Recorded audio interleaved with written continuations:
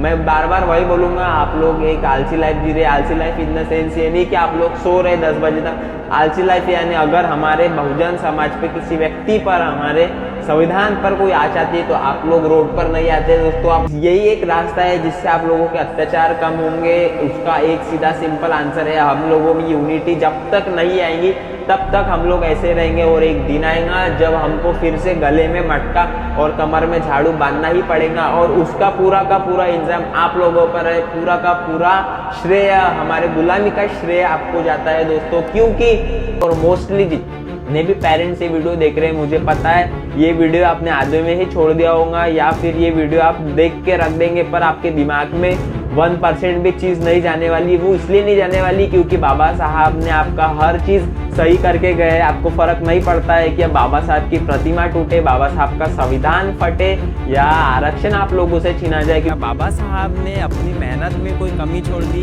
बाबा साहब ने संविधान लिखने के वक्त कोई कमी छोड़ दी, बाबा साहब ने हमें न्याय दिलाने में कोई कमी छोड़ दी। जय भीम दोस्तों, आज हम बात करेंगे बहुजन समाज पर होने वाले 3 बड़े हादसे, जिसमें से पहला हादसा है SC और ST का आरक्षण छीना गया।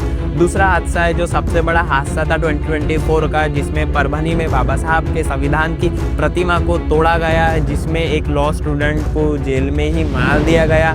तीसरा केस नागपुर के संविधान चौक पर जाकर, जहां पर बाबा साहब की प्रतिमा के पास राम राम के नारे लगाए गए दोस्तों। ऐसे कई केसेस हैं, पर ये जानने वाली बात है कि हमेशा बहुजन समाज पर ही अत्याचार क्यों होते हैं। और दोस्तों, मैंने आपको जो तीनों केसेस बताया, इसकी खासियत ये है कि ये तीनों केसेस 2024 में ही हुए हैं दोस्तों। तो इसका क्या कारण है कि हमेशा दलित समाज पर ही अत्याचार होते हैं? क्या बाबा साहब ने हमें न्याय दिलाने में कोई कमी छोड़ दी? क्या बाबा साहब ने अपनी मेहनत में कोई कमी छोड़ दी?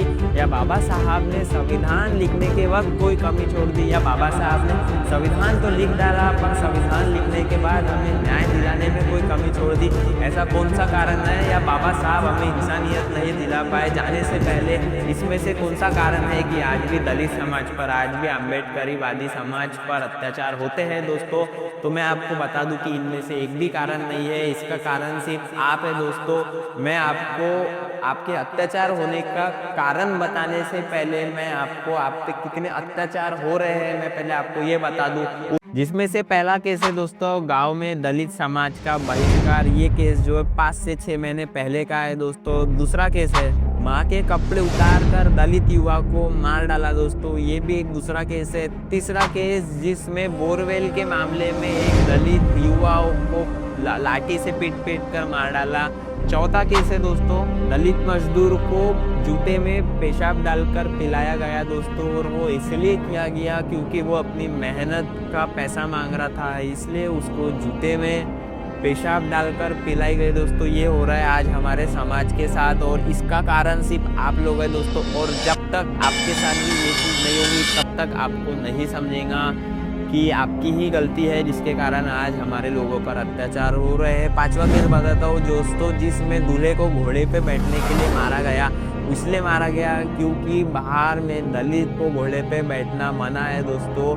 वो नहीं चाहते कि कोई दलित घोड़े पे बैठे, कोई दलित शान से ज़िंदगी जिए, ऐसा वो लोग नहीं चाहते। तो ये 5वां केस था दोस्तों, और ये पूरे के पूरे केसेस 2024 के ही है। तो क्या कारण है कि आप लोगों पर इतने अत्याचार हो रहे हैं? क्या कारण है कि आज हमारे लोगों को जेल में ही मार दिया जा रहा है? इसका क्या कारण है जिसके कारण बाबा साहब के संविधान की प्रतिमा को तोड़ के फेंक दिया जा रहा है? क्या कारण है जहां बाबा साहब के मूर्ति के आगे त्रिशूल गाड़े जा रहे हैं? इसका क्या कारण है?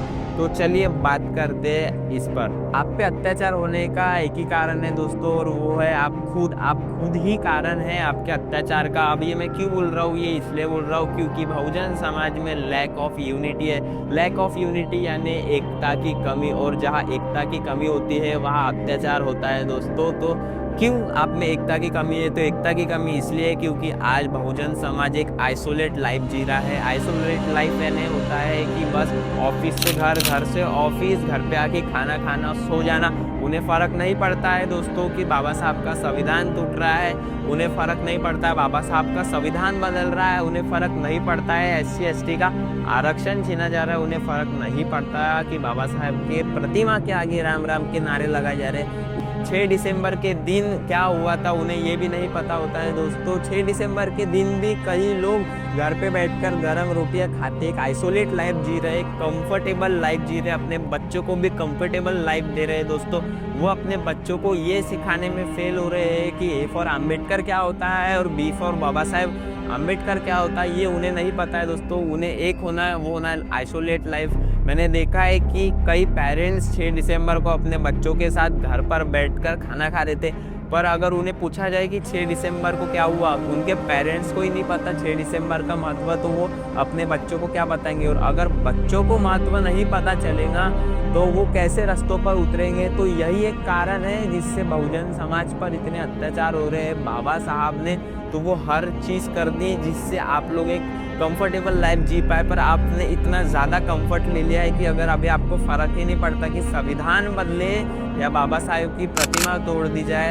अगर आज हम बाहर नहीं निकले, अगर आज हम रोड पर नहीं निकले, तो हमारे ऐसे ही सोमनाथ भाई जैसे कई लोगों को जेल में ही मार दिया जाएगा दोस्तों। कल एक माँ ने अपना बेटा खोया है, अब एक टाइम आएगा जो ये वीडियो देख रहा है हो सकता है वो भी अपना बेटा खोए, हो सकता है वो अपनी बहन को, वो इसलिए खोएगा क्योंकि वो एक कंफर्टेबल लाइफ जी रहा है, उसे फ़र्क नहीं पड़ता बाहर की दुनिया में क्या हो रहा है। उन्हें एक ही चीज़ होना, वो है घर पे आना, खाना खाना और सो जाना। उन्हें फ़र्क नहीं पड़ता। और दोस्तों एक बात याद रखिए, अगर यही सोच बाबा साहब की होती तो आज आप लोग गरम रोटियां घर पे नहीं तोड़ पाते। अगर बाबा साहब भी अपने फैमिली का ही सोचते तो आज आप लोग भी सड़ी ज़िंदगी जी रहे होते। बाबा साहब संविधान नहीं लिख पाते, आप लोग को आरक्षण नहीं मिल पाता। दोस्तों मैं आपको बता दूं कि जब तक आप बाबा साहब और उनका संविधान प्रोटेक्ट नहीं करेंगे तब तक आप पर अत्याचार होने वाला है दोस्तों। जब तक बहुजन समाज की सत्ता नहीं आएंगी तब तक आप लोगों पर अत्याचार होगा। जब तक आप एक कंफर्टेबल लाइफ मांगेंगे, जब तक आप एक आइसोलेट लाइफ मांगेंगे, जब तक आप चाहेंगे कि मैं घर से आऊँगा, खाना खाऊंगा, सो जाऊँगा, तब आप पे अत्याचार होगा। दोस्तों बाबा साहब ने एक बात बोली थी, उन्होंने कहा था कि जो इंसान सिर्फ अपने परिवार तक सीमित होता है वो इंसान समाज के लिए एक बोझ होता है। जो इंसान समाज कार्य ना करते हुए सिर्फ परिवार तक सीमित होता है वो इंसान जिंदगी में कोई किसी काम का नहीं होता है दोस्तों। इसलिए प्रयत्न कीजिए, ट्राई कीजिए कि आप हमेशा लोगों की मदद कर सके, अपने समाज के लोगों की मदद कर सके। याद रखो, अगर संविधान का साया आप लोगों के सर से हट गया तो जो आप गरम रोटियां खा रहे हैं आप वो गरम रोटियां भी नहीं खा पाएंगे। और मैं उन पेरेंट्स को भी बता देना चाहता हूँ कि जो अपने बच्चों को एक आइसोलेट लाइफ, एक कंफर्टेबल लाइफ दे रहे हैं, जो अपने बच्चों को नहीं सिखा पा रहे हैं कि ए फॉर अम्बेडकर क्या होता है, जो बाबा साहब नहीं सिखा पा रहे हैं अपने बच्चों को, एक टाइम आएगा जब उनके बच्चे भी रास्ते पर भीख मांगेंगे। क्योंकि अगर एक आज हमारा बच्चा जेल में मर सकता है तो हमारा एक बच्चा भीख भी मांग सकता है, ऐसा दिन भी आ सकता है। इसलिए ट्राई कीजिए कि हम हमारा संविधान प्रोटेक्ट कर पाए दोस्तों। और बाबा साहब ने प्राण छोड़ने के पहले यानी उनके महापरिनिर्वाण के पहले, एक रात पहले उन्होंने बात कही थी दोस्तों। मैं आपको वो बात बताना चाहूंगा, प्लीज गौर कीजिए वो उस बात पे। बाबा साहब अपने महापरिनिर्वाण के पहले दिल्ली में रुके हुए थे, जहां पर वो अपने साथी नानकचंद रुतु के साथ रुके हुए थे। तब उन्होंने अपने साथी को रोते हुए एक बात कही थी। उन्होंने कहा था कि रुतु, ये जो कारवा मैंने यहाँ तक लाया है, ये कारवा मैंने अपने कड़ी मेहनत और कड़ी परिश्रम के साथ लाया है। मेरे समाज को बता देना नानकचंद की जो मैंने कारवा यहाँ तक लाया है इसके पीछे सिर्फ मेरा अकेले का हाथ है। और उन्हें कह देना कि जो कारवा मैं यहाँ तक लाया हूँ अगर वो उसे आगे लेके जाने का दम नहीं रखते हैं तो वो कारवा मैंने जहाँ तक लाया हूँ उसे वो वही छोड़ दे, वो उसे पीछे ना हटने दे। तो आपका काम बनता है कि बाबा साहब ने जो इतने कष्ट करके इस कार्य को यहाँ तक लाया है तो आप प्रयत्न कीजिए कि ये कारवा जो है वो आगे बढ़े या फिर जहाँ है वहीं तक रहे, उसे पीछे ना हटने दे दोस्तों। और बाबा साहब का कारवा तभी पीछे हटेगा जब आप अपने बच्चों को बाबा साहब क्या होता है यही नहीं सिखा पाएंगे। और मोस्टली जितने भी पेरेंट्स ये वीडियो देख रहे हैं, मुझे पता है ये वीडियो आपने आधे में ही छोड़ दिया होगा या फिर ये वीडियो आप देख के रख देंगे, पर आपके दिमाग में 1% भी चीज नहीं जाने वाली। वो इसलिए नहीं जाने वाली क्योंकि बाबा साहब ने आपका हर चीज सही करके गए। आपको फर्क नहीं पड़ता है कि अब बाबा साहब की प्रतिमा टूटे, बाबा साहब का संविधान फटे या आरक्षण आप लोगों से छीना जाए, क्योंकि आपको पता है हमारे पास जॉब है, हमें जॉब करनी है, घर आना है, खाना है और सो जाना है, यही आप लोगों की लाइफ है दोस्तों। इसलिए आप लोगों पर अत्याचार होते हैं और मैंने तो आप लोगों का भी बहुत कम ही अत्याचार बता है। दलित समाज पर, बहुजन समाज पर हर दिन हर एक नया अत्याचार होता है दोस्तों। झूठ लग रहा है तो एमपी यूपी में जाके देख लीजिए, आपको पता चल जाएगा। आपको घोड़ी पे नहीं बैठने दिया जाता है दोस्तों। आपको महंगी गाड़ियां लेना अलाउड नहीं होता है, आपको अच्छे कपड़े पहनना अलाउड नहीं होता है, आपको गले में सोना पहनना अलाउड नहीं होता है दोस्तों। तो ट्राई कीजिए कि बाबा साहब का संविधान आप लोग बचा पाए, और ट्राई कीजिए कि आप अपने बच्चों को 6 दिसंबर का महत्व बता पाए, ना कि उसको 6 दिसंबर के दिन भी घर पे बैठा कर बोले कि गरम रोटियां खा।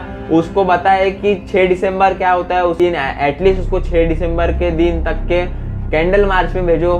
यही मेरा बोलना है, और यही एक रास्ता है जिससे आप लोगों के अत्याचार कम होंगे। उसका एक सीधा सिंपल आंसर है, हम लोगों में यूनिटी जब तक नहीं आएगी तब तक हम लोग ऐसे रहेंगे, और एक दिन आएगा जब हमको फिर से गले में मटका और कमर में झाड़ू बांधना ही पड़ेगा, और उसका पूरा का पूरा इंतजाम आप लोगों पर है। पूरा का पूरा श्रेय, हमारे गुलामी का श्रेय आपको जाता है दोस्तों। क्योंकि मैं बार बार वही बोलूंगा, आप लोग एक आलसी लाइफ जी रहे। आलसी लाइफ इन द सेंस ये नहीं कि आप लोग सो रहे 10 बजे तक।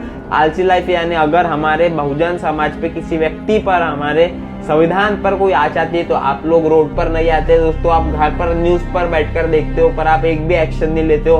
तो ट्राई कीजिए कि आप यूनिटी बनाए और हमेशा अपने समाज का साथ दे, और कठिनाइयों में रोड पर उतरे ताकि बाबा साहब और उनका संविधान प्रोटेक्ट हो सके। और बेसिकली इतना ही बोलना चाहूंगा इस वीडियो के माध्यम से कि इस वीडियो को अपने बच्चों को शेयर कीजिए, अपने पेरेंट्स को शेयर कीजिए, और जो बाबा साहब को और संविधान को मानता है उन हर इंसान को ये वीडियो शेयर कीजिए। जय भीम।